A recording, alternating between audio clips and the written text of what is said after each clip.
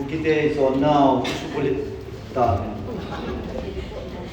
asai di lun kim ni bol tu ta ven ai bi yong le ki bol ai na lai ve ti de ai chu lun kim ni ke sanai lun kim the lo wa la boy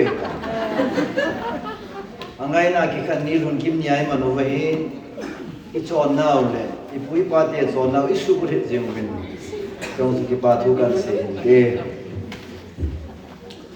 la so hi ai mi sunga ding a mi het nga nei ta ai wang na sound system hi kalung kho lai la ka ban pe kya ka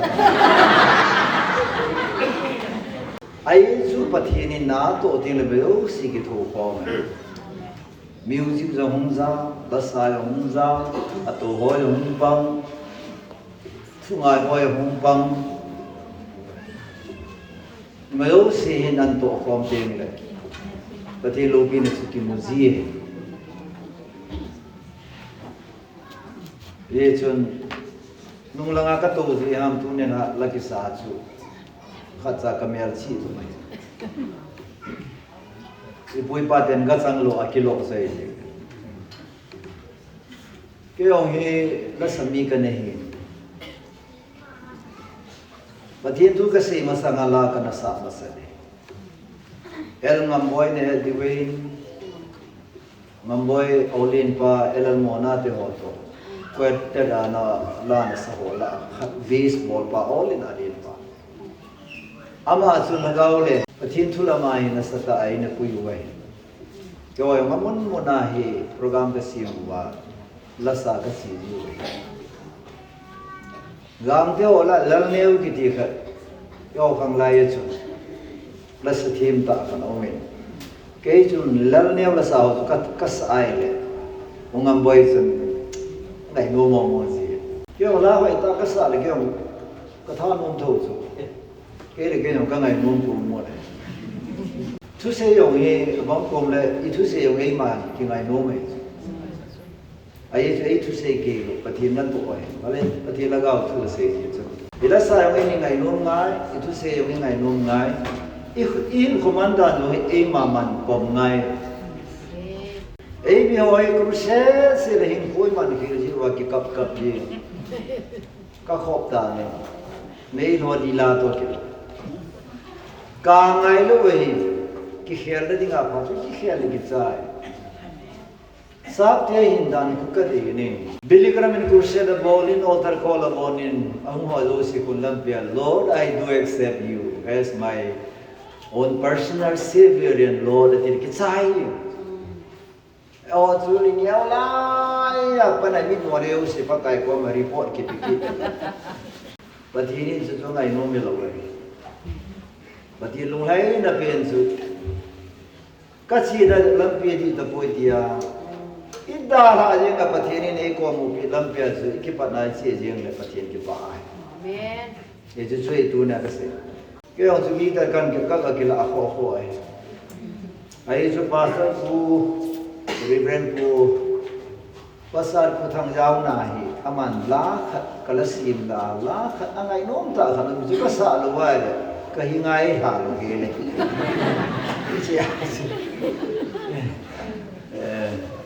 aman angai sang la ti ta ichi la hi ki mo si me lo we record body ka ki sim dong ki lo CD ai lo le tu la audio media singer ho ding ka sim dong ki lo testimonial line paralyze a thi ding ka lup na ku na ka hung dom dam do jing ka he ka koma pian kala ai chi thu chang hi ka ji lamentation mung thu ma ma kanala isini jing ka pathini nei kai thong na thu chang su kalung si na jing ka sim jing ka si atha jing e le si na atha jing ki tium lo wai ko hian lang I pi yong le nei lo si tha jing ki tium lo wai Nupi oi se ma mangai nunga la la te ya ki de sa kha sa ni ni tiang la wang adi na lam chu be ke ta anam long ki khiar ki na lai se anunga lai chu mun nam hi we sa ni vai la thuk nam loi ngari to kelo hi ho lo nam no mo sai pen lang ade ni ti su be le atha zeng ki ti lo ala pathian ni lu se da wa ge zinka sim le ka sa tha amen zani aka ke pana sana tu na ka ke pana sang zo se ti alu si na kan thu ka se mi nu hi bola nu yan ti le ke ka ke pa ya mi nu ye thu se ya lu ha nga thu se ho ho ko lung do ngai thu se pa ba na lung adam lo le angai ho ai ke lung dam dam ke lung dam se la thu ka se van kam lo ya sa ta lung ngai lo pu chu lung dam se la nu ye ba Jerusalem ba ki zo to di na son sentiment time lo wa su pathian ni na te lo ding da ne pathian su emotional blackmail bo the ya chu tu ni za na hi thu pat na pathian ni ki tang ta realize sa ko na edam sa tu ni sang ge ya kanat na le ka boi na hi ka ta sa mu ki nong le lo he la thazung ne ko ne ipinat de hi la pathian ni ko su ichila su kan sa lo kon khane la sa le on ngai hi vin athu ngai athu ai ngai di le la sa ngai lu sim do ai awai on ngai di athu na ngai ai wa su ka je pha ai su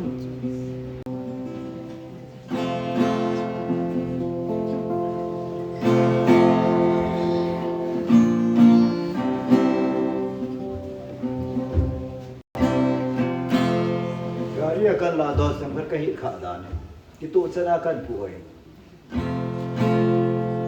ki turkey ki to lo le le se lung tha chu la na ki na nei po yong krista to ki to lo ai le mi yong lung tha na na lung ya so ka bol mo me ki lo thong nai mo ka kasatian da kasatian pa na ku le na ha to ki tu ta poi ai wa ke pom se le wa nai thu se mum ta lo ding council mum ta lo ding crucial mum ta lo ding wa na tur so na aum dan ding chu la sa poi la ki ti wa na aki chai ti um ta lo wa ki sa ding masanga ni ulam le na ka kai na hu ko su nu bi khane la sa lo he le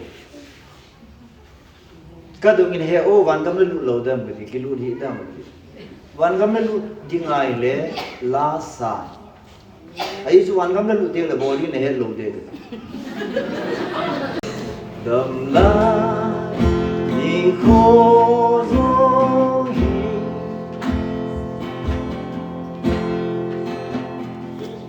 say ni lo ding ka bài tuổi bao nhiêu xuân xa hết cả tiếng lên bàn làm rồi cơ đồ gì ta ô đầm lại hiền khó giông hi mà cài tiếng riêng ca sĩ zingin atha zingin alung sina atha zingin akin ding kahin ko hi patsa bungin het panlupit amor hình riêng cái khổ bao mà làm nơi riêng ở xa tình riêng hallelujah một đầm lai khó dòng và cái riêng riêng ca sĩ anozingin atazingin alungsina atazingin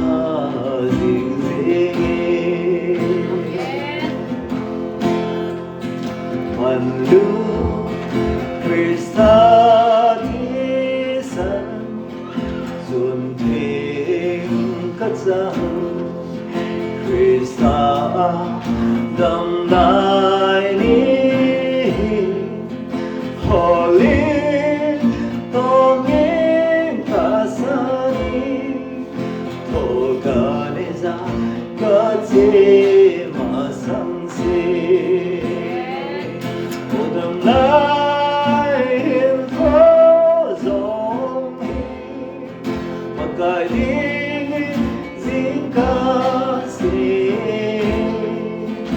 anozingin atazingin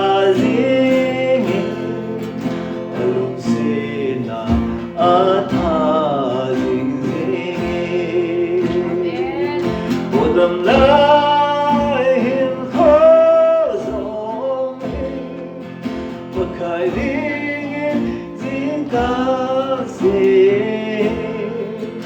anozingin atazingin alungsina atazingin alungsina atazingin. Hallelujah.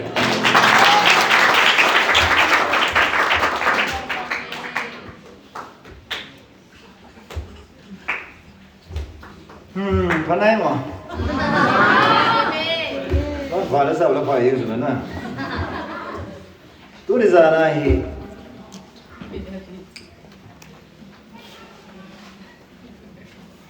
Kizil kiri.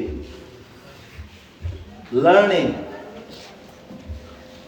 Something is never too late to learn. Jil kiti hi. Age bese tai ti diampu. Oh, ini lamte zilha asam zirben ikang tu pobne. Langara say the Christian in way, meet about learn to live to learn. Hinadi nga kizil, ihinja zil dingay. Maya hi pakai su Christahin. Tu zana tupi dinga kadehi. Kaya kunin kihilo. Katitawan. Tu ni ay nam sumatil so lo siu he izil now di loe. Na ne khir, na don khir, na bol khir, na to khir zo si he nazil na akitup lo zi. Mi onay lo di zo ay punang theologian ne Bible college wa na kayam, wala university ang khangli ne. यही तो जीवन है कई तूने सन गया है Bible theme में कई पुन स्कॉलर में कई पुन सांता सेराम पोराई लोले UBS की थी हो बाइबल कॉलेज में था हो हिंजिल जों कई पुने मी करें बाइबल नहीं है ना मत बाइबल वाम का है बाइबल कॉलेज ने कयाम का काय पोई Ano ay puiti dana tayo na sa itiham tinikin ka zil nahi Calvary College. Amen. Hallelujah. Amen. Tuna na tam sunga kasi dong pinso. Yesu Krista hi oza na niya, tisra na niya, zil kumana niya na tam sunga koy masana no ishilo. Amen. Pati tawag. Amen. Kilesa hoy alaw ha? Izil na Lucifer. Kito mo ay alaw ha? Satanay. Tilpal ho ay alaw ha? Satanay. Ayun sa pati na pamone lo eh. Hallelujah. Pati na pamone lo eh. Abay pinase the all bad comes from the devil, all good comes from God. Pati na kuna. Apayos. Hallelujah. Ya itu ni ay gam sungwa apalo hoy patin hoy tayo lo ye apalo hen tu ni san ga inam sungwa na toy Isi nam sunga apalo na to ho sumang na dingai pathirin Jesus Christan suale. Patin tawag na. Ipi sumang dinga solam tele diabol na to sumang dinga in so nang hinapit nga pathin asapan suale. Psalm chapter 3 verse 8 chuna dito. Diabol sa tila mula pa na hung chon si dinga hi. Hung chon si dinga hi. At noi lama su diabol na to zo se diabol na to khalani ti lo de diabol na to zo se inclusive ta bon chai sumang dinga pathin sa pahung kila ai adi ta se dinga su chan pulai pathina kila a ata pathin su muthia kila le I bola diabol na to manglo ha koi sa nai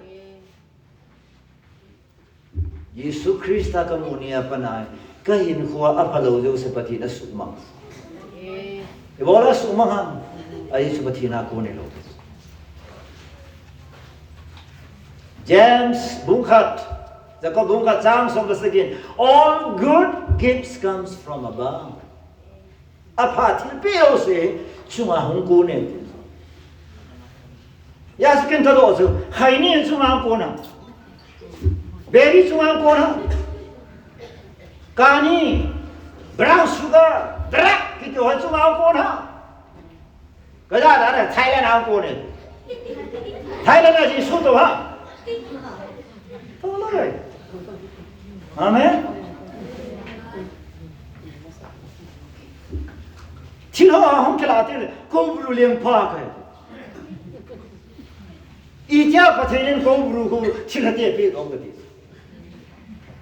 Nowhere in the Bible a patinin satani leng hina leng taita pehalo vai. Iso ay kasi rekor kanin amada nilkilan. Pastor Sulal mi ademeti ni kademai pui satan kademai. Satan so patinin mun pelo dinga Christian te pakai patinin deiti mai. Ephesians chapter 4:27 appears yam diabol so mun pehe betitula. Aku tiada diabol mun pele tu diabol khunam lo sula amun nei nu amun nei panang lagi khunam sula. Hello? He has to do that easy now the boy. Di suita sanuai le bola pakai isu aku nai easy lo ham tadi. Yes Matthew 11 kan sim dingai hai ta na ngai. Na kham nei chan ngai bin bil na ne lo lawang ngai. Bil na ne ya na ngai ta. Bil ka nei nai deu sino kur kam deu bil ka nei na. Khat na ne ya ni na ne ya. Ni na ne la ni nin tu. Baten say the kanu ju to go bil. Go bil. Pastor puin. Pastor puin. Baten tu say de tam. Baten nain. Baten nain. Mo ngai ngai. Mo ngai ngai. Ka kitin sa nei to. Baten ngai. Oh. Bil ki de he pathe tu ngai nei. Thil la ngai nei. Ya se revelation as na khang nei chen ngai hai.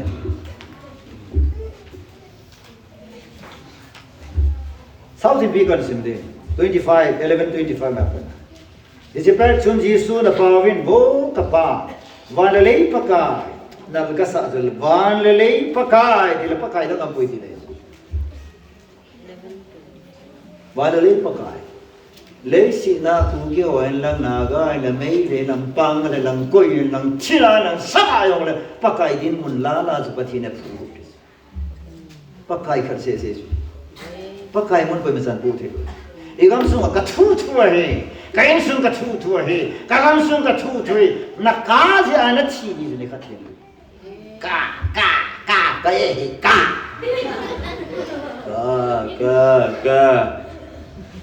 minu ten ka cha ka bao kale ka bato ka bao ku bisa ka ja no Siapa nui ya? Siapa kisah nui ya? Dah kisah itu apa ini? Ka, betul Paul itu. Ka.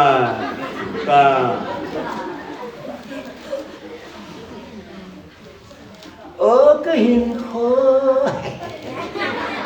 cái này gì thế xin mày ô cái hình khô và thế nên hình khô thì lâu bây giờ hình khô đâu sẽ cái ai cái hình khô nên hình khô bây giờ nó mà nó thích chặt về ta so là hình khô là God given life và thế nên thì và lấy xịt phát hiện và lấy pakai nang mà missing tele lung chim thêm ho hi nga hi chang thu hi na ima nào cho ho hi nga na pu do gì hin nang mà ka thang ve Giêsu ke pa dan suna missing mi thêm ho zo se na het thelo a thak ding la man ding a sung ki lo zo ti la kan ding a ready sa ma ama bang nào cho ho ima chalawa koi nào cho ho chapang nào sen ho yêu tiếng lên, nhưng mà chắc là cái coi dân trai họ chân, bắt thì amu theo, bắt thì nó ra thì gì vậy? Bắt cái xuân bắt thì là apa thằng vậy? Apa anh biết sao? Nhưng mà dẫu sẽ các bạn cái mà em biết đó thì ta, bắt thì thằng bạn. Nhưng mà dẫu sẽ cái mà bạn em biết đó thì ta, thì mà dẫu sẽ là he, nó nói nó bông giáo lắm mà, hả? Nhưng mà dẫu sẽ ban cái mà ấy bị đôi tai tại thằng chị mua nhông giả vá cô đồ mua nhông giả vá tuy cha nhông giả vá dẫu chỉ là quân đồ nhông giả vá tuy không lên lấy xe nắm dẫu sẽ bọn giả dẫu số ban cái mà ấy bị đôi tai Hallelujah và đi bao giờ Giêsu ta Hallelujah Matthew 28:7-8 thì nào sẽ kể xem và na lấy à thế này nếu sẽ ban cái mà ấy bị đôi tay thì cái thì tao nói và na lấy à thế này nếu sẽ ban cái mà ấy bị tay thì Hallelujah ấy chứ thế này là mà số coi Giêsu coi bị em thì là ban cái mà ấy bị mà he kiến giống ban ấy bị mà thế này là số nó họ cái bị cái tao ấy thì số Luke 10:19 là sẽ số Hallelujah ai pi cho pe thei na mul pi cho pe thei na men ma pa chu nga thil bo thei na lo se cho kai man na ho ka pi nai tao pe hallelujah pa thin tama amen ale koi chu noi nam da tu ni ke eng tha yong pe tha lo yong koi chu noi nam man tu ni ko ham na pu ya ko ham hong kai lo num sa ko ham mai ba sim lo nam sa Wah, cilpa lawan mana pun. Wah, kani lei boleh mana tilkho. Kani lei ganja lei bolo he apa kai pauzu Hindu tena ne bine he ibha apa kai pauzu Lakshmi. Apa kai ni nong ne ngai chu. Oh, apa kai Lakshmi. Apa? Nanti ya. Golden God of money, God of health this na. Nei logo pathen ti chu koi pe Lakshmi. Mo pha kha nang lu nai le mini pi se wa Lakshmi a hong lu nge ti chu ai chu mo kha na dia kwa den chen ja chu Lakshmi this God. Ai dan kya tha? Koi mangol kem da lo chu tu na. Kamol bo lo bu chu pate tan yal ta. Vana le athuni ne su pan ke mai pe. Kita bang ma ba ke no. Ai pi ho pe the na gulu ho pe the na thil bo the na le thuni ne ka pi nei ta. Meng ma pa thil bo the ne lo si suma thuni ne ka pi nei ta ve pa thi ta wa. Koi ho se ha ta san sa te si. Yesu tu ne ra hin. Je chu ka se ko dai boy. Athilum do chu kan si. Tongim te la pu ki te sorry kat kada la ima lo se pan ke ma e bi doi ta chule pa tai lo su sa pa su koi ma san e pui chule sa pa tai lo le ama aphon do nom na pa tai lo chun koi man pa koi ma san pa chu e pui tongim te la pu ki te ka he ngo hungun ke ma na ho chol nga sa ung ka te ke ma lung ning ta le nun nem ta ka hi ji chun kanam kol zon lawin lang ki buwin Kema kunin kilon sule nalunguga ona namudingog ahi patin tawon man kaya kuna kilowin kanam skorzon kilawin arisal hoitan sunalunguga ona namudi ahi hallelujah lungona lunguna samna kipana kiti kimo moy boy isil na pa adi lo wai de kimolo wai ya se tu na he itu bi di wa ka de zo tang ta zu se lang tu za nen do lo de hin zong sai si de di wa ka de zo pa kai sun ke ha kun ki lun na di zo kapin tha ne apa nai koi ma za ne pho kapin tha ne apa ne koi ma ne hil lo so la chin ne de chin ne lo de chin do ne na do lo de chin bo lo de chin bo de koi ma za advice ka ngai cha da ta lo zo ai chu chi ne do si bul pi he ne do si kho khal mi do si chung u ma ching pa pa ka ya ma ta su ka o zai ta amen patin ta ma na pa ka ya ma ta tha au se nei pui pha na van o li se na thak au phalo thak au ma lo pui lom le thei kai ta rong pung ke chang som le ni pi sa thak au pathin thak au kai ho ya mo chu pathin cha te ahead is Isaiah 54 verse 39 eo kham hu lu ding he isai thim gao pathinin ana maphun do sa chi chu ni ting ta su le on that day chini khwa lun te le chon na sapateu hi ni ne hillo ding he pakai ma ten sapate su na hil pi di wo your sons will be taught by the Lord on that day adin tang ban na sapate pakai na hil di na sinu na hil ngai poi na sa te na hil ngai poi a mo ta pin tha ba le pakai ma ta na hil di wai tai chi su na adin tang ban amen Kibol lo se ko hem khan na bol ya kibol ni ine o me na ni ya kinie he ita no na yo til khan i mu ya ke thano mai David long sun ba si ba ke ba mu pha la ta nom chala i pi David se na ngo mai no ki mu le ta no mi ta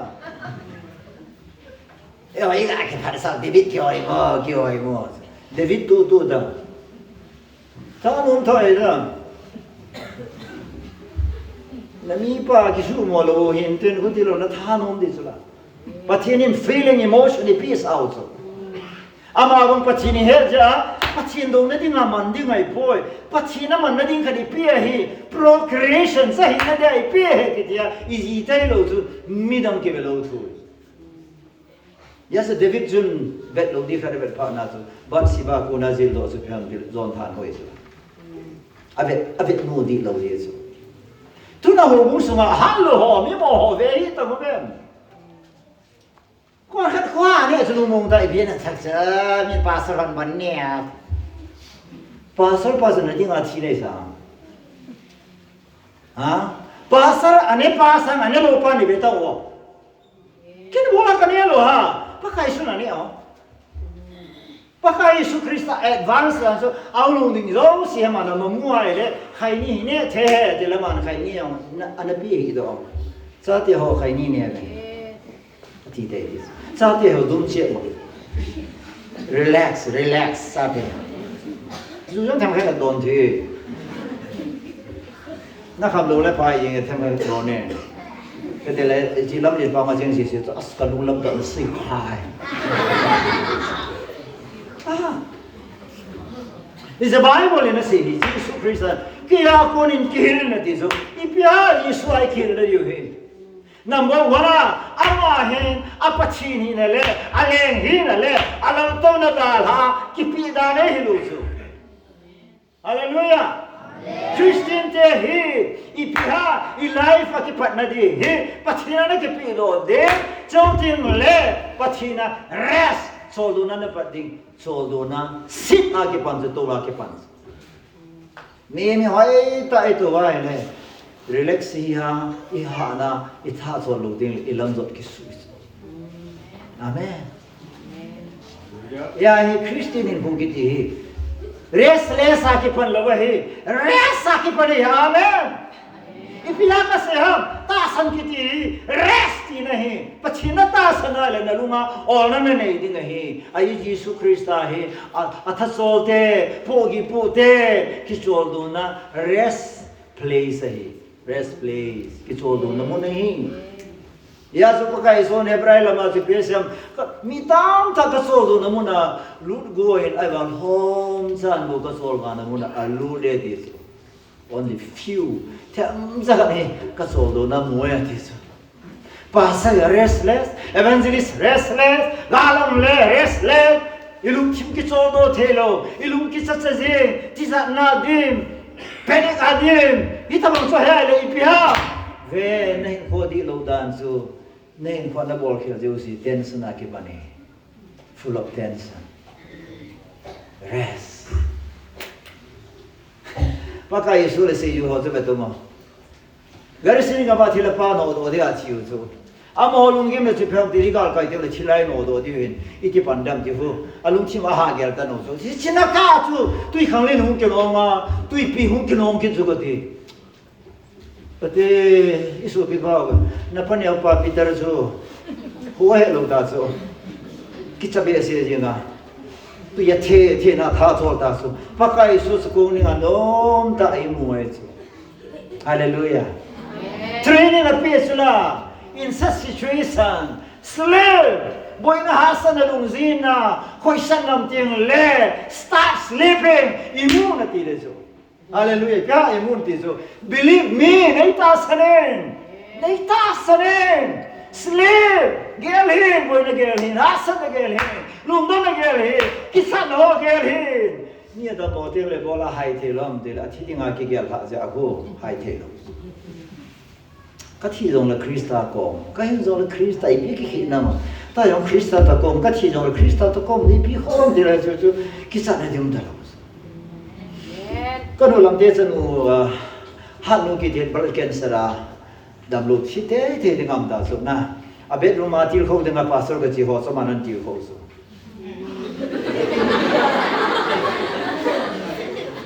ama da til kho pastor til kho di ho chu sei ti he do wa ama da chan ti ko ha pa ipin lung kim na ke de nga thi chu ham pan ne Isle sit muna no ta lung sin gan the na la ka chen sang van Jerusalem pathinen mi thing te ko na ding paradise au zu ke na pha zo hi far better Philippi bun ka cha na su ei don ko chala cancer patient ke lo smiling face me lo si so khat sa mai mul yang so mai dup la yang so ama so glow that is so cancer patient ke lo Ata sadam lo alhagau dam alum dam itu.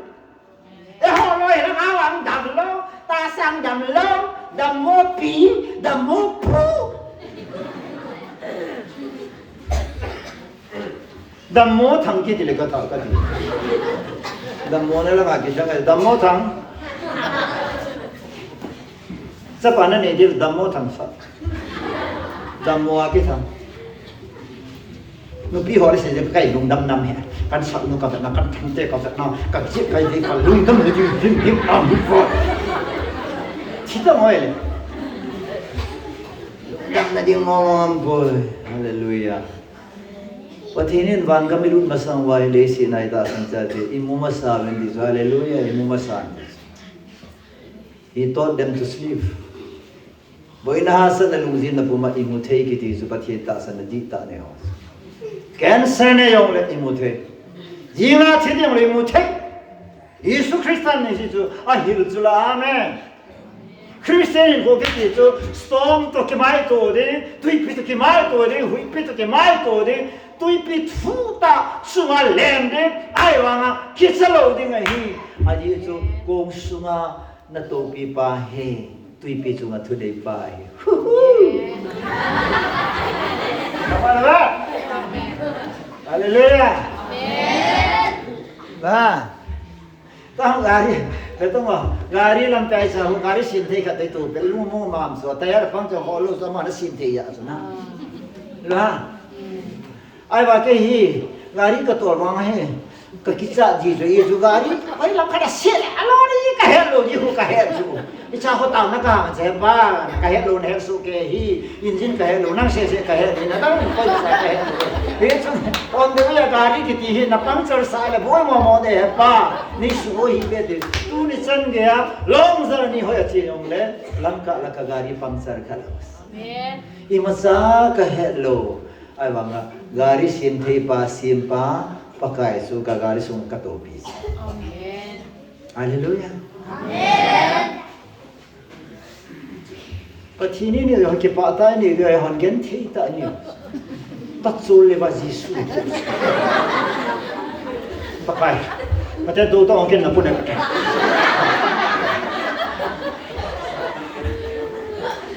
oh pakai pu tho pakai ya ko isu ke pakai wa ke yo i pu ya na la ni ka sai ta chola Pati ni Israel te ko ma sila zago nang mahin na naw gusto nga pa na kay man kadokha nehin kadokha lai kalingo wa kapu na kaputho nehin dalugang khe changya nang kikin kaputing ne di sula hallelujah pati tawa Isaiah 46 verse 3 to 6 similar to the movies kaputho ding ne I will carry you unto your old age that is it dia unto gray hair this na lugan khe chan kya kapu di ne this oi putang sa ke ho ding as nu bal se isam kam pan ta ma di ko ai ta pu di su lu kam tha dai ta ya chairman pu na aba lugan ji apu di wa lo ki su ta asen wise tu la ne lo de ne ya alu makan jong su so pa le Lukang tena may deal zone ding yo na what tan gel ta tu ibiham pakai ko na kisu kipi na hallelujah but shirin kipi da na tisu kay ka kipi bang he Christian in ko na hen kipi ve na tisu pakaya kipilhan hallelujah pati na kipilhan Pati ngan sen, pati na pedoe na diso. Ale ama ko na itizil dewam. Pakai Yesu Kristai iti kipi ama diso pati tangbai na. Mihin na dinga kipi diso. Ay kipi na iti ni da kipi diso. Ito na iti du na iti kichai. Ikipi iti da no so na. Du niya.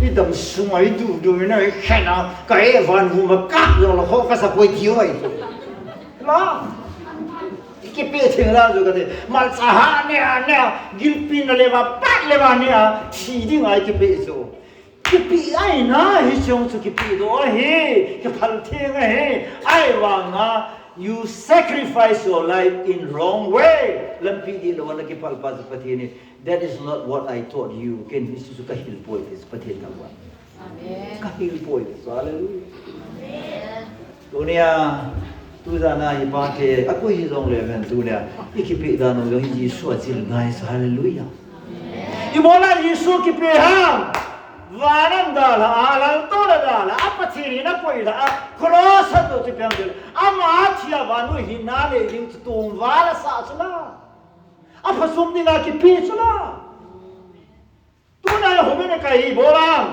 mi tu sai ngai ring kai ta na phat sum le ring kai ta lo na bola phat sum ring bolta dukan na bola nan sa ne la ring phat sum ring bolta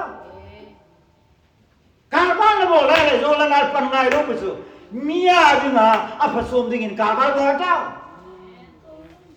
Kaya pati ko makataw si Yukia missionary so tam woga ko mala kataw sila kataw na la sila la minasakit taso.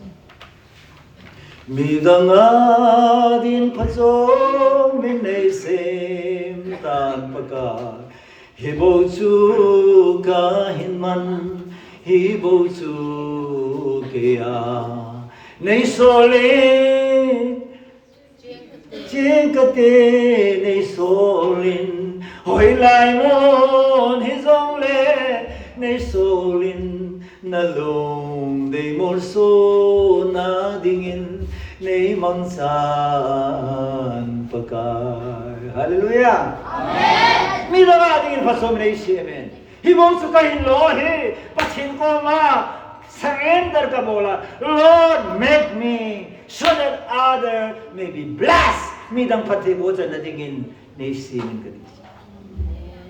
Kataw na sa loob na isa, pati na sa nila. Pasal po na, nahungi ka pat zombie, Diyos sinukot dam tiro. Tu hiza na nga na pat zumlo wale, nakul sa atlan lang, hoy lang ka po yun. Tingnan kasi ito. Ay isu kang kadindohi, na pat zum na di nga ho. Mole, nalaho.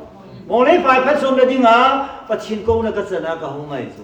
Exceeded in obis. Kasi ito na som to baptizo na iko, against sa pano to na ho na san. Adan to mole paite lahin patinin to sa inomiti na ito. Hallelujah. Yanin paite sa akin, mole paite patinin patibo na api masanomiti na ito. Ano ha? Kaya ito, kusong labi ang mga kurusya na mola ile. Dinumanisan boy pipa nito lobis. KBC, Aduoda, UPCRC, ABC ho yung kaniyawa pa na kami isang kinakalaw. Sukukyo, ABC kisa ni kinaasa. Pat mo da nung ABC kisa nung soldo luhilay kinaasa. Ilo ha? Very soon. Tang pathin na to hangal na to le kilungsen na pungin din ke then na pungin din ke hosa na pungveta ikipi now he ke phatsung na da kipi de lo so midang na phatsung pi na din ai kipi so abraham so pathin na ko wa he ipiesa na din pathin na mote pathin na gaw sabde this Genesis chapter 12 verse 3 says so pathin na mote pathin kabo din nagaw sabde jo din na min jong ka kithan sa din nam len ta ka su din ne hallelujah. Ipiesa, minanga dinga, navanga, naso na pawanga, nang zia, yesi mihim, izad he, pati una, sang dinga he, this hallelujah. Pati na mano men. Yesu Krista yung pati vanoya, ansoli, nang lake, sitin namtin, huwag na lama pati mo asan ding ju, ahead sa aso, kipi, su kimolpi hilo kasi. Nang lake, hinna dinga kipi. Dia tu rom chipo na kat ben di wa su da te na sa su mi khatia mi tam ta hi na pa zo ita sa mo su ichu tu asi vai le vai bala ki sunai su amo na sa vai poi pathin ha ga na sab sa ai tis mi khatia mi sa ma yan hin na nei su pathin ha ga tu vai hallelujah amen ila ya pasar kapan ikan kapan hola kaya kapan hol hasara tama kapan so na panso kon khanin jubilee loy ipiloi celebrate bol so kumlala celebrate bol ita ichi nadam sungai mi izana denga pathibo nahi tam ki yo question ke do so pathina de learn from him how to sacrifice, how to give life in hui itipi ding ham sumpi dong sanadan ka pe dong so makaden ipi dong siwe ipi ding ham pasa chen na ding le min sei pat na ding le ai lo le mi lung se lo do na ding in thilpa boli dang pi tang na ki pi hem wanga na chan ni kha cham lo so na ki pi da na di lo wai na zin lang na pe na ve lang het sa ni kaloi nu ka do so dan la long na zin lang pe na ve lang het sa ni ka ti so na kaloi nu pastor mai banga so so na he lo lai mi kha ita se pasal ho thilpha na bol na jinu het sa lu hang te ti ta so na mun kilo he ho so na ai banga nei pi het sa ni te boy nu pa ka ki ti so wu za lo wu ti ma sa ki ti so nu pala ang lo ti transparent ni na isu so sai ne lo pa ka so na se so na thilpha na bol na ho na ki pi na ho e nang in record ki ko hindi re do not keep your good deeds record thilpha na bol record bol min na pasa na ding bol min na phan sai ni ding to na ki thanga na ding bol kata en mola ni som ni katawin som thum katawin kan ngol tu ti ho fu amala ma mi na het na ding ase na tao pa thi to na kyo ju mi na het sa ngayo na e tha mi na sa wang zan ha sung punga be sung e ko than 강돈 부사기 돈 가지고 쏘기네 가타 그래서 또 necessary for a peer 이번에 기피함 안돼 되어서 나 빠까이 기피인 기피 이수 크리스타는 지내디서 빠까이 기피 야 기피 이래 미니 파사가 야 기피 이로 하봉랑아 그 소비어 그 기피 줄라 파티나 동네 펜션 이도는 가 홍긴도 돈인 kahin khuwa tam zo government service ka bolta unchang sun he hole na to de ding ka ki pe de ho bu member ho zo si committee to wa government ne de lo si ho ni ti ki de dham ta la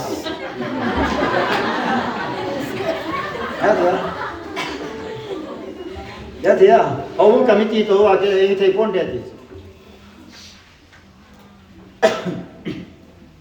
ai zo akipe dan di lo na pa hoi lai zo si na nga dinga na mana manthilo ne ino nga pathinar ke peso champara atui chokam kaya atui be khu izinu ipe la lu ha ke thai na jinu chu tham khat sikiam ma khai khat wa la ba chop na be ta ke anu tabang na ma nu tabang mi ching do mai ya le na mai dam che na na man nang kau dar thei ka ya atui do se na chop chai bola khade ni pe ha ni bol bol ne na fal pe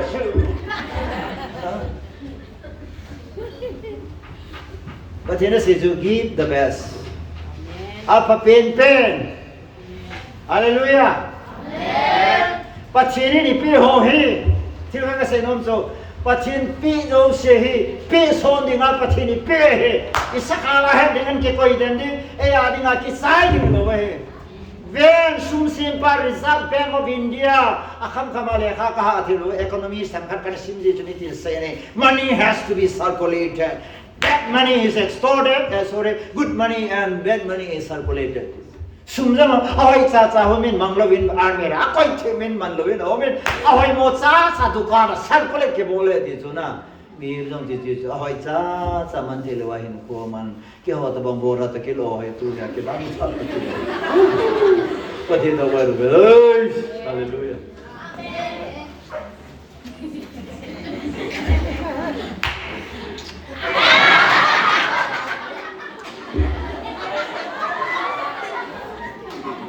Sapa wa ino ka sai. Ai amen.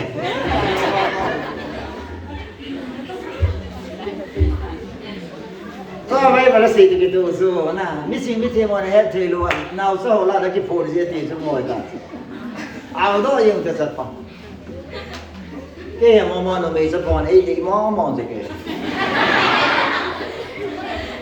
Ka ke par se ne ka phat na ga se. Còn cái này như khó ta thì ngay hết rồi, nó kêu khí lệ kêu cái khó, khó thì ngay vào lệ cái,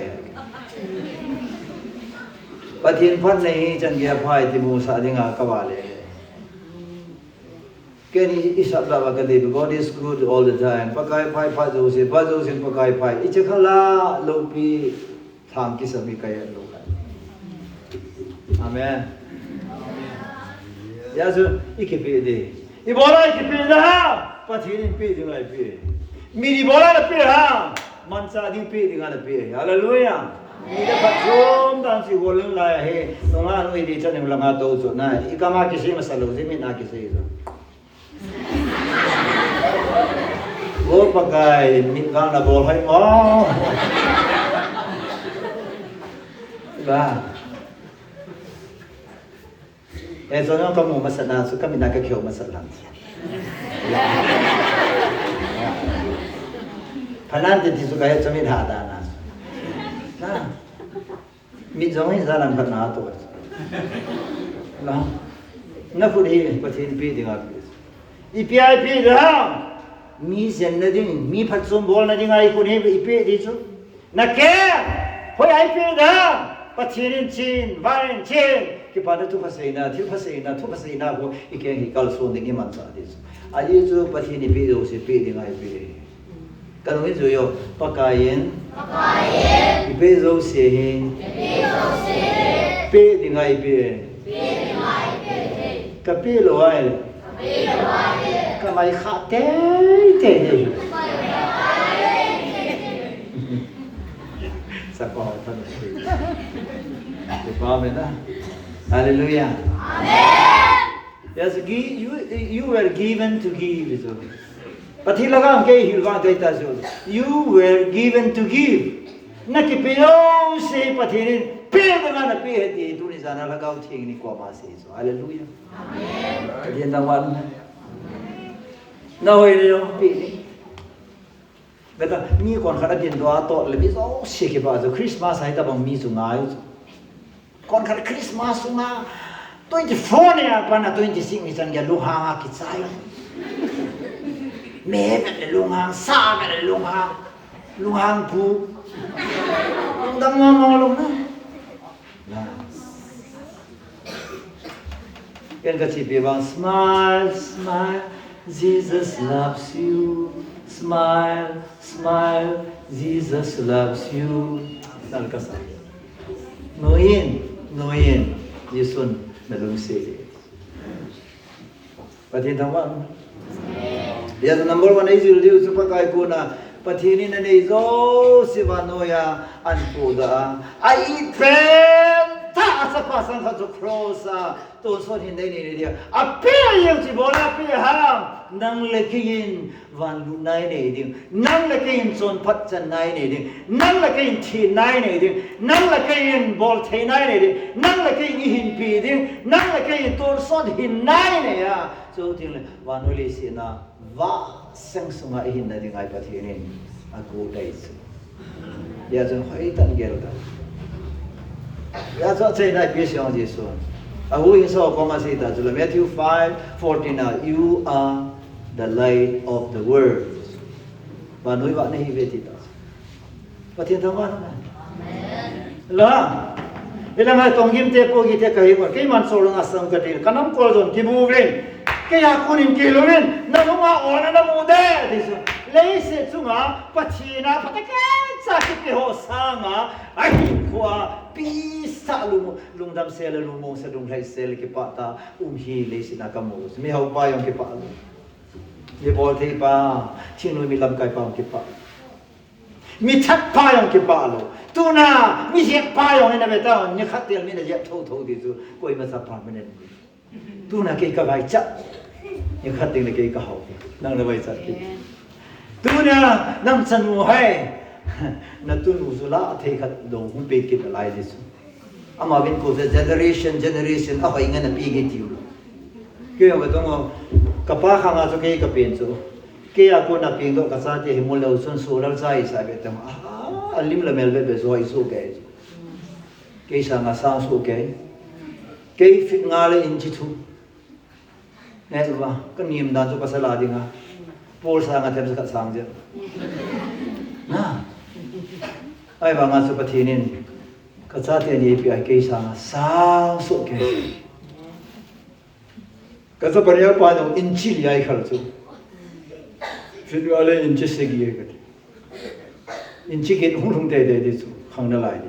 Kasa pa alien pa ho 5'9" so. Tata ke sa nga dia so pathian pe. Kaniau la ya hoi mo ki thang kai so. Sa kan nei le yu lam le hoi la la di ma mi hon. Na sa pa hi a hoi mel hoi kalung thi ma so. Có cái nó buồn tại là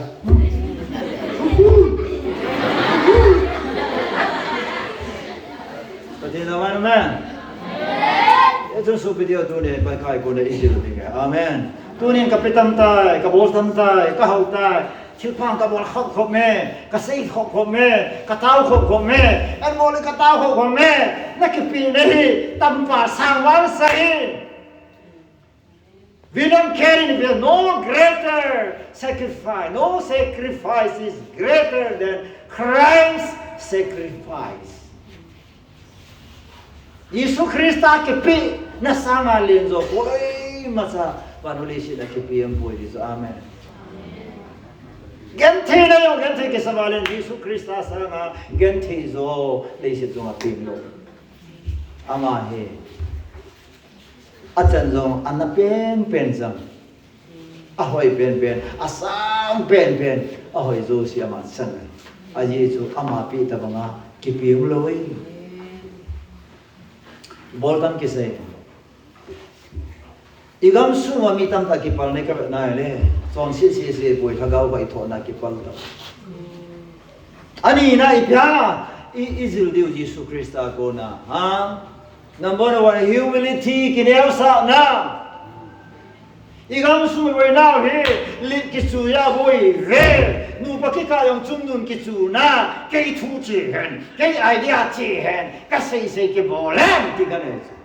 Ilong da. Mi gì cái đó là luôn đi rồi giờ cái mi ai cái buổi bị thế lo đi rồi na nu pakai mali di ki chua le khat chali lo ele zo abon se cái mày na si nang se zo ta phải nang apa se phải nang gel se cái sang hỏi rồi nang lung cái đi kan tu đây cái apa wang la thế buổi nang apa so chi thế cái chu cái tu này chu cái gì cái bò lù lên cái bộ cái gì nó còn lù lên chỗ lù đi về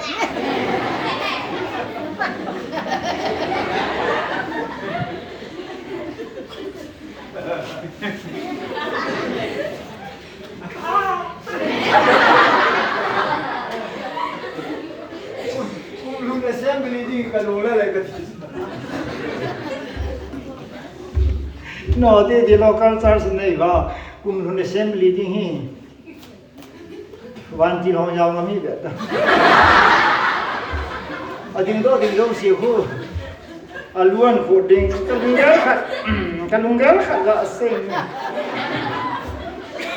phát đến luôn khu chụp ở đó ba là sinh số không ai cái tiền này cô này nó cái gel khát là sinh nó kêu đâu xí cho khách sạn nó bấm bị lầu đi, mi kêu đâu năng nó bấm lầu đi, năng kêu đâu áp bấm lầu đi, cái cha assembly cái thì phát ra xí hàng ngày lầu. Amen. Ama ma phim đi luôn đi, trang thông chuẩn, consider other better. Mi năng sao mà phát ra cái gì hiền, sao mà đó, hít Christa lùng bút cho nó hoàn rồi, nếu như cái sao lên luôn. But in Amen. Reta Yesu kene osadani. Amai Johnson nei lo chula na. Johnson ngai lo chula. Second Korean bunga Johnson ni khatchun biasa. He knew no sin. Johnson khat ngai ha poi di chu. Knowledge of sin. Johnson theina. Johnson bol nom na. Amai pura 100% holy. So hallelujah. Amen. He knew no sin di chu. 1 Peter chapter 2, 21 I guess he did no sin. John said pakat le abo ahi poi di sugang de pa. Pakat le di su. Nalo ka sa sugang de hoai. Pakat le abo poi. Pakat le asukil poi di su. Amen. Amen. And first John 1:2 sangana pina su di biasa. He had no sin. John said khat jong anei boy to sabai chat dan so chil phalo lama abai chat dan so zero balance. Yo answer e ho na pe no so aphalo e ho. Yani khaini no pu khaini se ding nge talau yo na langa ka pu he na. E ho da ze ga na. E ho ve wo mi ho pi. Còn cái đi đến langa khaini e ko. Dia langa kwa hai ke ko. Langa ha le la khat po de ya ko.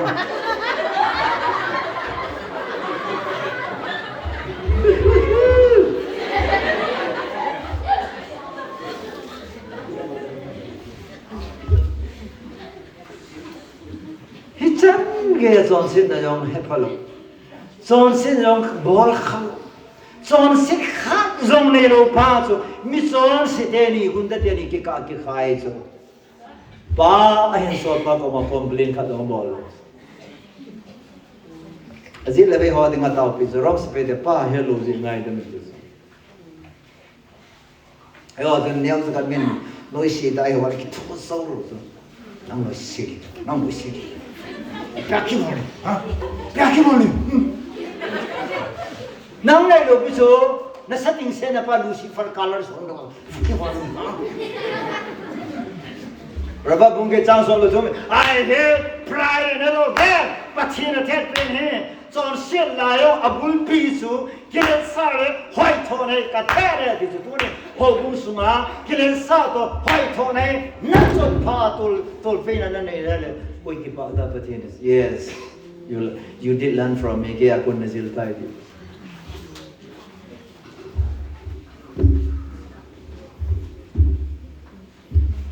các cái na hậu cũng là sinh xuân nụ pi khát liên thông ở cái chuyện chỗ mà ở là na lên quay ra giàu cũng là quay cho flop chỉ nhiều ở lên ai mà nó sát thằng đàn rồi ở lên pe hal pi nụ pi họ đã xây cho năng là cái chuyện nó giàu chơi lô đấy chứ bắt thiên là cái vấn đề thằng nụ pi cái giàu đấy năng là giàu là first là lô đi hết chứ à khó hết là lô thu pi quay bắt thiên vào rồi thu pi thì cái sinh xuân nụ pi nó xây cho đi cho anh là lô pa thu pi lô bắt thiên lô hay là pa thu pi cho na thế à nó ngày hen là bị pi lông là bắt thiên đi à đi ta thằng nào là thu ta bắt thiên nó hậu lô ai đấy ao ngày xưa ngày xưa lo sang bắt thiên ao lên á bắt thiên ta kể ra lúng gil pum bia vợ rồi nuôi su lên để đồng học luôn mấy lời ông ý ra cái chuyện này này ông sai câu số ngày mà sơ sơ khắp tiếng thì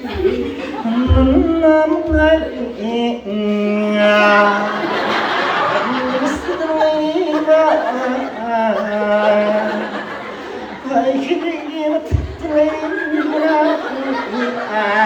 sai kalau tu lah mut nom ta tu di pisian tadi. Apa cina di laut tu ya bodan tu di itu. Na tiap laut laut tu lah pacin pan na dia tu lah lahu pot sana. La kiti he ikipa laut lah pot laut sana. Tu kiti luhan orang kesai dia tu la kiti luhan pada kim pot thay laut. Di mana? Pada tu di mana? Mai. Katun way so solal lal pal so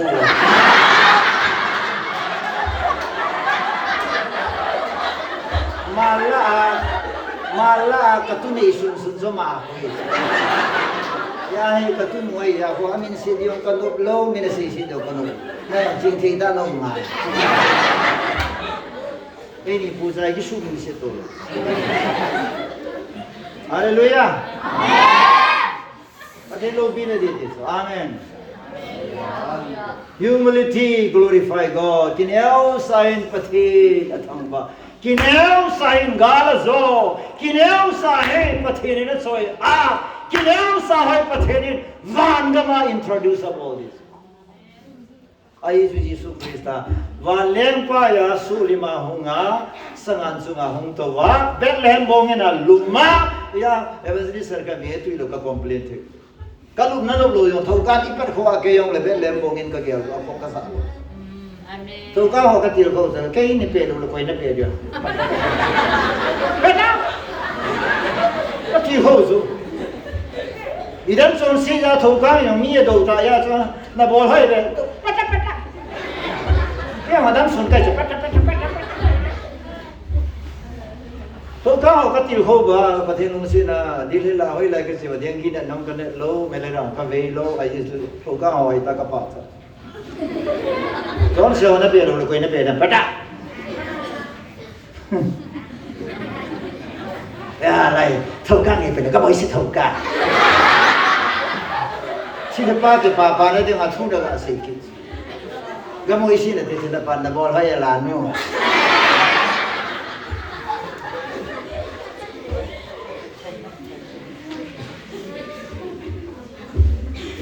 Kasi hi nanui bang hoy dan gel do bang to na kasi lo kineu sa themi gata pastor sa teng hi ken kaza na khan samai abol do achi na gam ho ama he ima chalowa the cho pa organize it dan million milal ho yan loji ta man kai khom jing na milun ke itu ke ya su milun hon pastor sa tang mo le kem khatwang ki pan ki dai tai te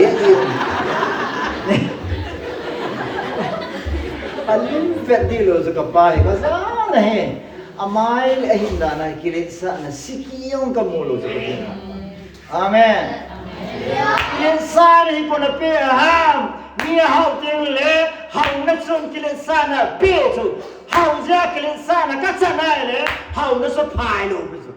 Kilen sa the na I pe le is not a good giver. Til pa pe po ya. Chi na yo hoi tho nei pe le ka chi sa ma ka ngol pe. Ya Paul na sisula thagau hoi tho na Corinthi ho bunga kin alo pha na ba thagau thua ki boi pha na ba pathian chu thuno lungzin ko na pathian nei poi ti ta sa is a God of orderliness ki tu chat pathian nei discipline nei lo pathian nei poi ti sa amen hallelujah pathian chu discipline nei lo pathian nei sa a discipline nei dan sa man mi sang ba ama ki ba lo chu mi sang adam sa ama ki su dam lo chu mi dinga thua mi zia ama na thua ama za amin athuk lo wai ngai to ta isi chui pathian no so isi chui pakai amen yes learn from me of my humility ke ako na ka kineo sana hi kijilu ren na kisame Bible vele usun Ephesians Rome epistara Ephesians aneo to kiloi mati anim to kisathiu avai sa to kisathiu nunelo panelo te to kisathiu mati ai ba nga lam kalanga hi kon khanin refugee ho boipi di refugee ho mina kar ke cho in ki sa mai den zar ka sa da ke mina asani ho mai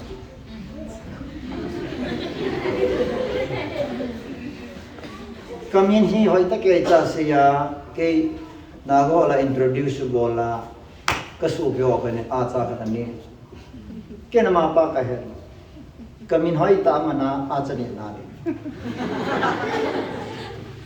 danger ka sa na pathin min mande pathin mina a hi lo bol ki ti chu pathin do na la asa hoi ta ya chu ten commandment na number 1 a chi phe sia do not misuse my name kamin he no ho lung lamen no ho dei yin no phat sum da ding en kamin mang hi ven pathin mini man na disu pathin lo pi na da man pathin so ya na da man di pathin lu lai na dinga pathin men di kamin na man wa yong le pathin mi khanen pathin zala nang su pathin mi ta na pom na disu ho lu ai bangan solal minin hai lo bol le sun ke yong kalung hang hi do solal min sole hi na cha sun ei pi a chi ba to ka ki mu to ni chu mei kong ni ita ka solam ka di ya chu tu ni ai isil de wa ka de ke ne na in suma ke ne sa pro minu na mo masang ke ne sa ta mo no na te pi masanga kunta Chate, nununa pama sama kunta. IS nai mai thai, IPS nai mai thai, NPS nai mai thai. I tamang len zong la su, nununa na pa kuna lin nai. Milo sen pastor sola reverend pu ete on kapama sama reverend pu kai los, kanuma sama reverend pu kai los, atsa pa. Solar sa ken kanum ka dal. Kanu dem ka bi hi po chu ke kanu hin sei si bi su ke to ha wa solar ka boi pi lo so ka pin nan ka boi pi tao yi su ni nan tai po ngai le na to ha mai so na pin na pa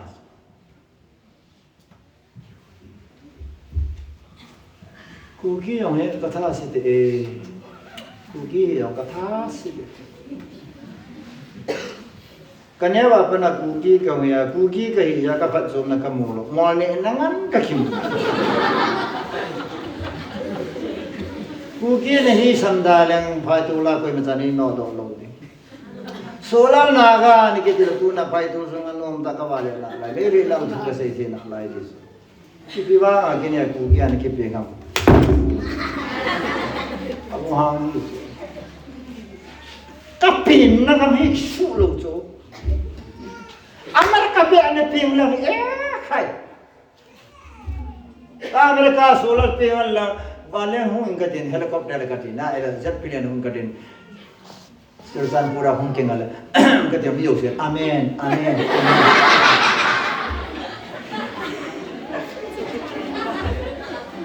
wah ai banga ta salam pin thu ka se thanga ba ka pin ka gatin la lopi ka sa su ka pin na pa su Jesus amen ihing pa su Jesus Ita bangin kileo sayong le tulisan gaya pathin niya wai koi dilos.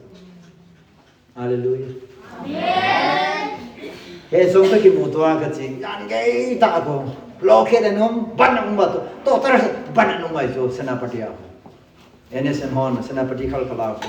Langsa lang mga ko may nikitiwa na mas. Gari na sa.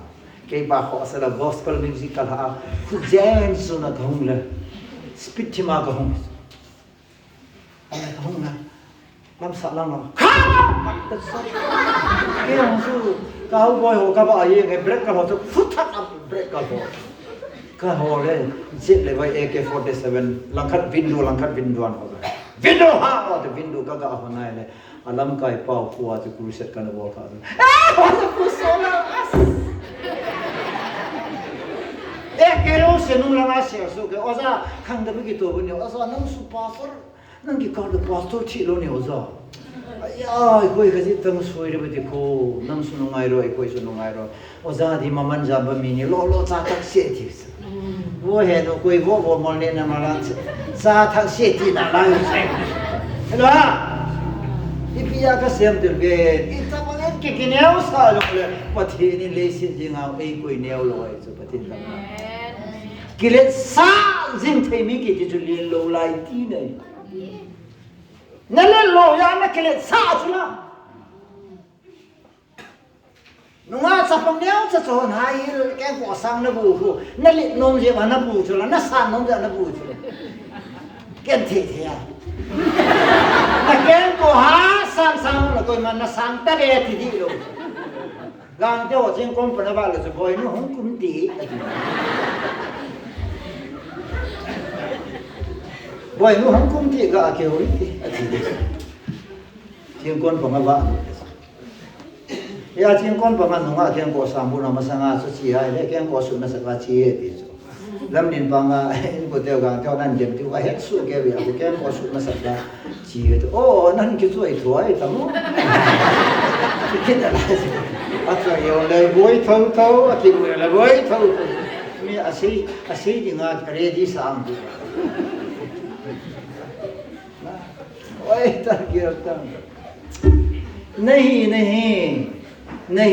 होया न किन्याउ सा पथिन दे बोंगा किन्याउ सा नहीं पथिना को न जिला न वे को हम न दोम सानी न जोयान दे जो पथिने यीशु ख्रिस्ट किन्याउ सा क्रॉस अथिने को हम अजोय सांगा पा पथिने न जोया थो पथिन थवा आमेन ले जुन नि किलसा हे इदाला की सा इदाला देवी होय थो नै दाला देवी आमेन तुनि जानिन इसोलो सेसु नै खुआ हे nada ting le mi hon es ama wa ko baka Yesu Kristo akilo yen ti di pati taman amen le ki Christian sa min Christian ding ang ei ta san ta je ke je man bi sadar sa ko ke je man no Nepali ka preaching a chi wai le Nepali on ke than mi na si pa he ke je man bi pa ka ya pati na ma ti le he nge ti le mi dang pati ne le wang cái ngày đi về cái thiên man đi bát thiên này là vang cái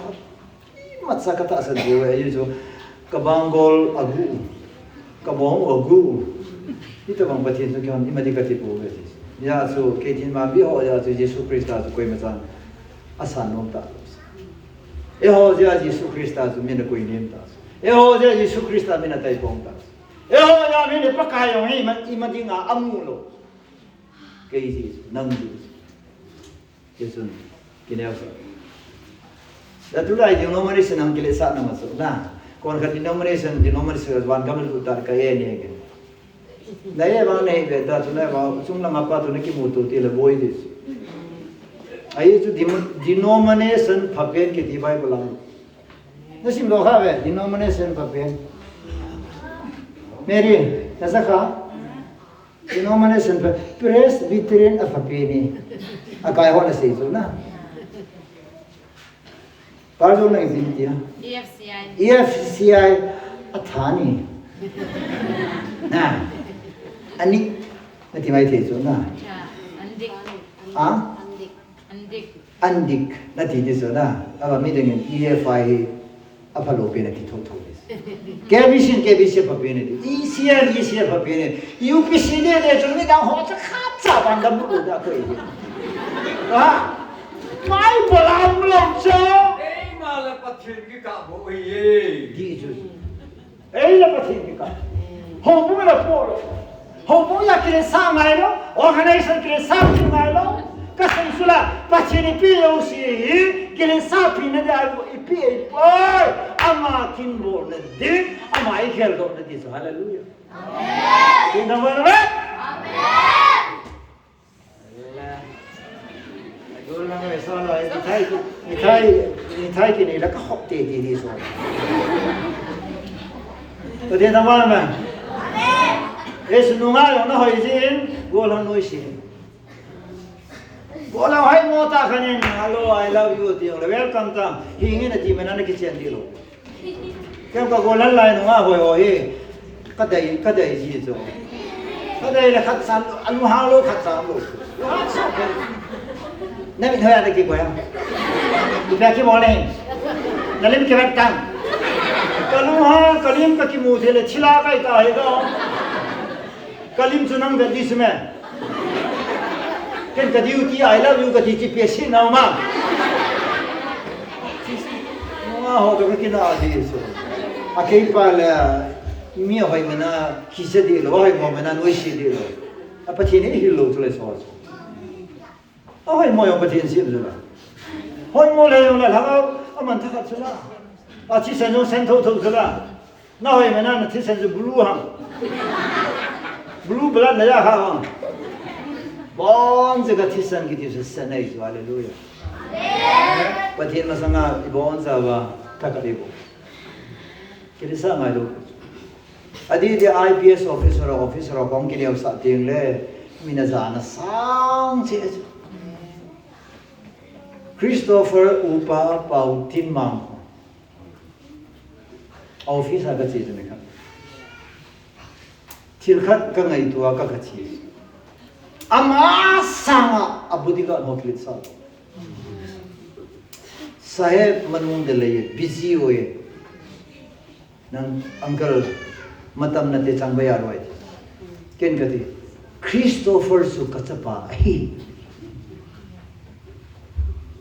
ipipim le kadong ne Christopher gatin pautin ma saheb to ei hangeda agal na do so kamin ka se so Napa solalin pulanga nga gati agalu ni ter sai le pautin ma ke patlam dan da jong entin aku to ta hepa salamin bo aman salamin bol pa na yo ai no se o se tu un ke so ke salam ke kalun ji ma na mai khau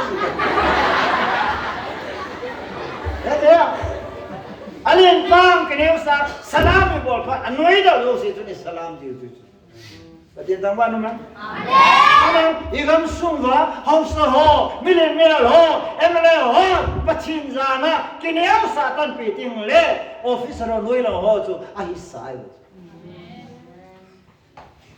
Mizo de beta. Oi bu chung thang se chu su ka sei panin blackboard a koi to lo jet mi ka se ne de zo DIG de zme. Dia pa so chung thang blackboard koi tu le pa ai so oi pu chung thang mi se tha din na se ni chu a se na le a ko ma ho chun to blackboard tu pa so dia de sir sorry ka he lo di de lo so pa thi na to mi lo sarai mana za di lo sarai lo mana se ni lo so mi chu ki bang cha ai a tu me za dim lo Star kayong le pathinin ni sanga chi na thip na pija na star kai su pathin pi ma mai na star kai su na thip na chi na su pathin na hoi tho pi da na pi lo bi su remember him ama gel do ne bis Solomon in nakisia se jula. Nakangdon lai na simpa gyal. Remember in the days of thy youth. Nakangdon lai na simpa gyal na. Dunia lai hung kai hoi beres monin paya anum loi masang langa ting hang ko so ma chen na ni. Lam din pa mai chen na kisien chen diu. Lam din pa ma chen na kisi sa diu. Iso zo se he atina ko le ji lai mo. Atum na ka se. Achai na. Le se chu ai atina ko na izil dewa ka de. Phatna John Pat kiti he na saga sa John Pat FSC buni chang so ma se juna Christa ko su na he til pamo na ni na patheri na si mo he created to do good works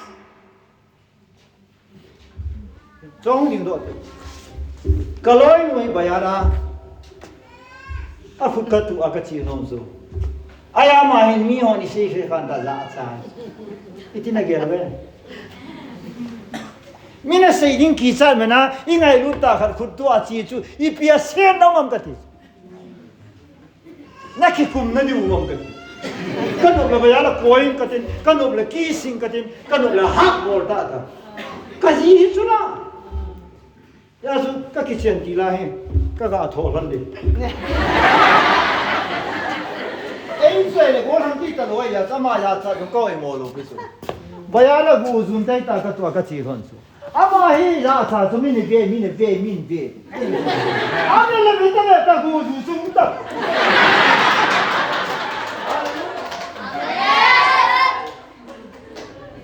Thế thì à, yêu là phụ nữ mình là cái gì nó cái tua, phát bol này, phá cái bol. Don se na li yu ko a ki chi su don ge lo ta ni pa so na no ha ki ta mai ko so la ta bo la ki ba pa ni to ni ta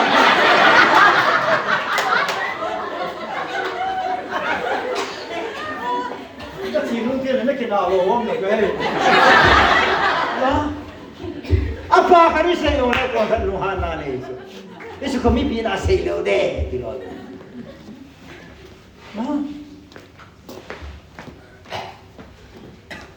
Ve, kasi non pentas. Tilpana bol mi ai lopes. Tilpana bol muci ki tu ta bagai. Mai na tu le mai hunga te. Ba na tu le ba ga. Na tu le unga. Ita hai ki tu mai ga.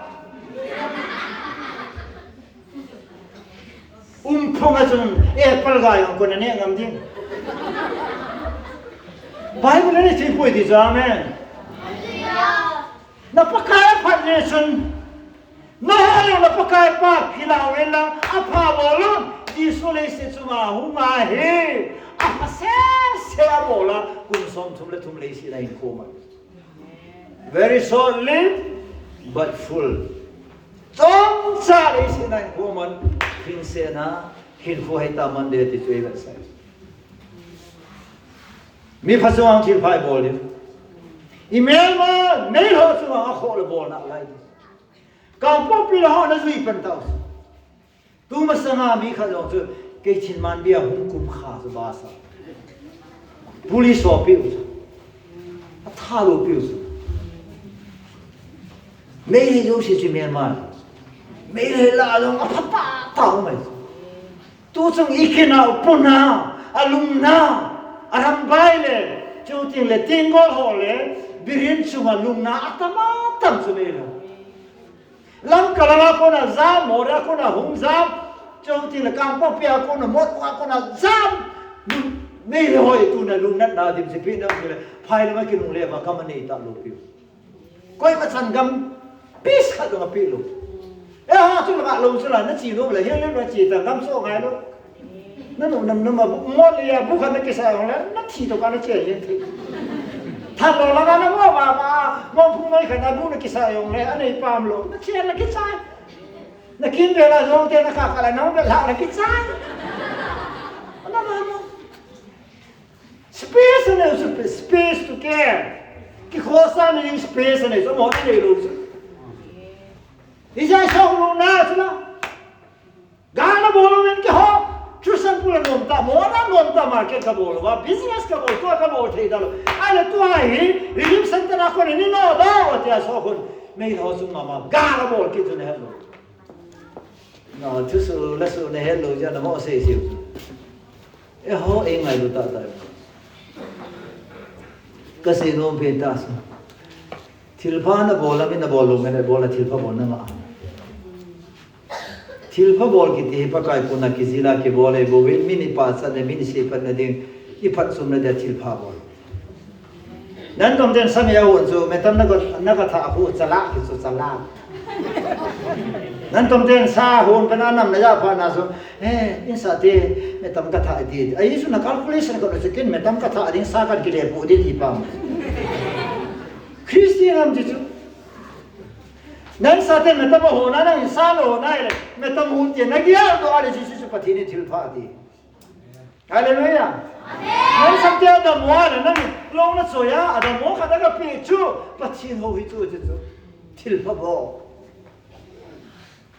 so pite thil pha se bol jong le hen pha ni ta pu vi ke no za um te tu sum Christmas ang iyo na lang pe Christmas ma sum ke do nga ne ki si ma ke ne adi ta se mi ga ma men love fi sa ti wa aho ho awai ho awai something ani hon the head wants has to feed the head not wants it so ani lo ho so mo awa awai so pati ta wa hallelujah amen kuna yong igam sum wa nau sa ka te nu nei lo mai thai ho he Christmas ting le sum dam ngai lo pi amo ho ding a sum to ding ki su di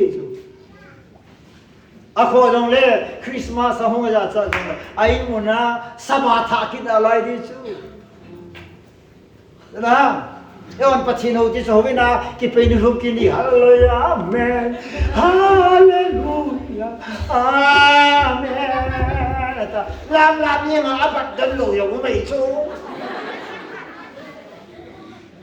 lam ni ma asai ko ke ji yong lim lo pe pachino ne sa wam so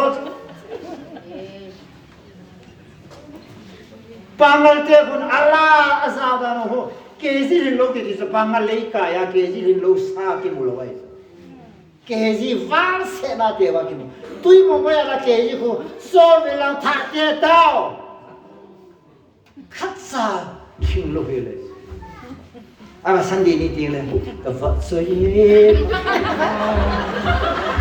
thang wa ai ba ke pon tho wang ka sa so bol twai chen gi pha wa la pa ta di le oi lai pha la di ro na bol thu ni chen gi pha wa la ta ta di le wa na ki ta bu di ra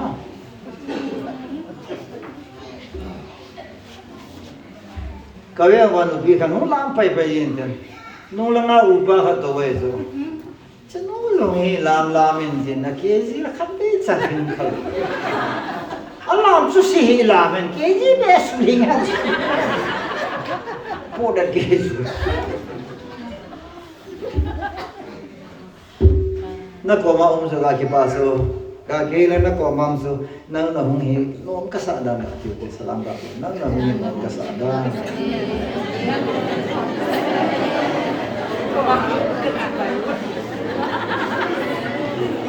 ai trong sa phana phai ya ka se phana na bo lo so na ya to he lo yo mi ke pan ding mi no sa de ki ye lo so hoi la ye mi ka sunan hoi la ye ka that min hoi la ye ka manin hoi la ye mo re no sunan ki wa ri ye lo so ai o tim dai na ka tu se do na to khop da ve sun kim ni ya ka phat bo le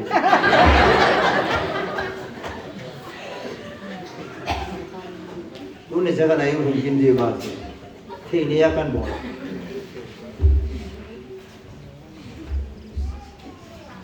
sin son ba sar khani da se mi thi na kana ho lim na se phat khala pham pui ora ba jin tu ge na phat khala pham pui amen ai satang sagatang mấy thái tang ipi tang nắp hai lệ sung lấp sana lang cái này hiểu mi bệ là này rồi mi bệ mi pha cái gì cho athi dòng lệ mi ô xin là dal cho mi pha cái cho gen thế ông mi ô xin là dal cho mi pha cái cho cái ông mi ô xin là cà phê cho mi pha cái cho ni ipam cái đồ sa ba ipam cái nào hai ông mi ô xin là cái alpha cho pi nam thế apat na so meeting se pha lo so ama ding ang phat pha ya Jesus Christ in le se chunga Adam sunga Israel dewa de he doing good apa patin tang ba ma pasalo mi gel lu chu no mai ki pui nga lai le Adam sunga kaji nu be chon ke ji pa ta bang ta pon te kaji pa bang ka chunga phamo mong e di akamin sei no lunga ge sa ngai so chom khani da ha yong ji ni ngai ngai so tai ho lo yi fa mong se no me ho su ti ki lai so i hop down na pa hong ki le kan boy na pa hong ki le kan bolo lo na pa hong ki le sa be bai tham ki yu ai bolo lo apa hong ding ka nga la lo so anu hong ding ka nga lo so nu tem ve da I cha te ni the nom ta lo I cha te ni ngai mo lo so le se ma mi gi lo vin ban gola nei so va le mi pha chi ti gola nei da da ka ti so Yisui ne se na ma so Nazarene gama mi o chun ipia min wo wa Jesus Christ is the friends of sinner mi chol site zol gola he ti so ti ta wa anal na title mi also gola ti so mi wai sa mi gan the mi long dong te mi ve site mi ta la te gola ki sim so hallelujah ipi ha apat Jesus Dore iko pau le ita san pau izui pau so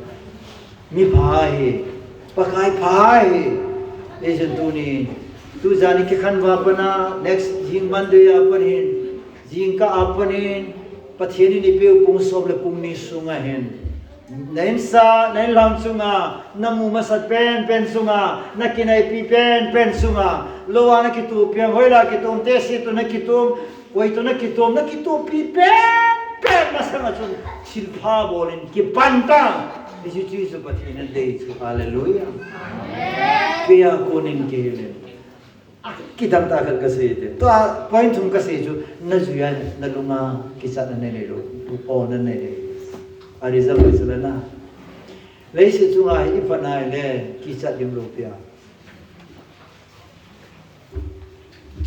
lam ka le kang gui ki ka he che pus ta ma tham so Kari ka to wa che ga ni ding ho be I nam si pyo ko e ho ko ni mo te ne I ma sa se thi lo pe ka ki le sa lo pe ai ba nga so ka chi si aga la ya he thei tu ho I so ya cartoon ni le thu so ya ge na ane ding ho I pe so now te ho pa thin pa the na bu han ha pa na ve taw na mo ve Machin sumile win kan tau pi jing ge he pa na ho tau ji hin te tu ni chen ge hin he ho yo la sa na ka mol pho ve ti so amen ibola khoi ta zan ne ta e ho ham ti le chi si la thei pi ki ho na sumi lo ti so thei chi so ngai so to te le volunteer rum ki de ta passenger ho ko ma e pa te no se ho na zo kham wa Isa za la ko poi ke ka ta don de diu ka ki man sa na kam ko vin na zo kam ni ti vin ti ki pino ma ba zo ta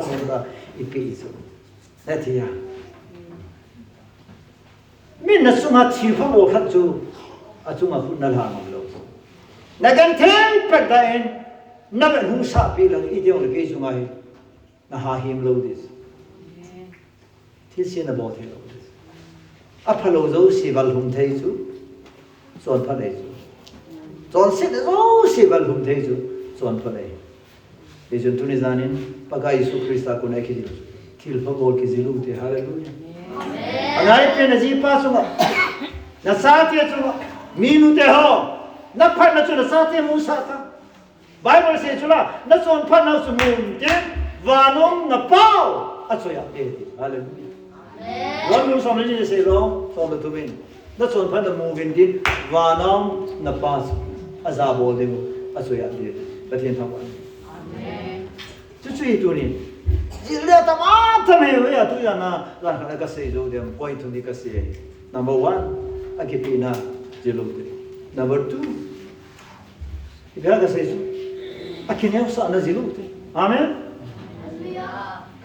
abo nó siapa zabo ni apa lu pilih dah boleh zuyu te kati athuna apa na aku nin kilu te zilu te aman kia aku nin kizilu bila ti zun itu point tu mitunia obong di piho kawai ha nei ati na bon sa baring athu ati bukit dai amen